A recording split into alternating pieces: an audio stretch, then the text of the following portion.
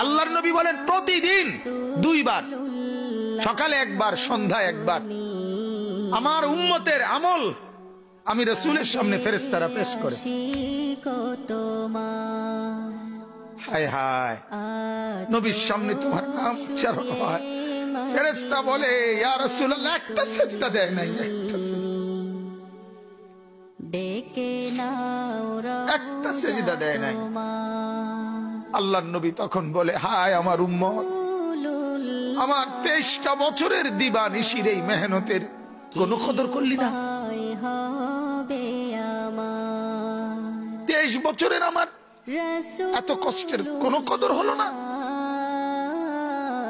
হাসরের ময়দানে নবী, দোস্ত শুনেন, হাসরের ময়দানে আল্লাহর নবী তার পিঠ দেখাবে, পিঠ, নবী তার পিঠ দেখাবে, পিঠ দেখায়া বলবে উম্মত দেখ আমার পিঠ চালনির মতো ছিদ্র ছিদ্র করে ফেলছি।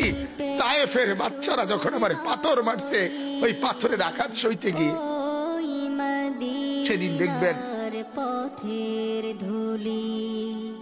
সেদিন বুঝবা যুবক,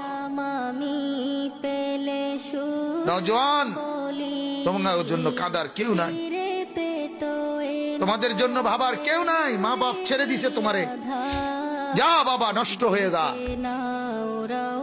আহা, মোবাইলের হাতে ছেড়ে দিছে তোমারে, নষ্ট বন্ধুদের হাতে ছেড়ে দিছে তোমারে, যা বাবা পেটের বুক লাগলে ভাত খাইয়ে যাইস, বাকি টাইম নষ্ট হয়ে যায়।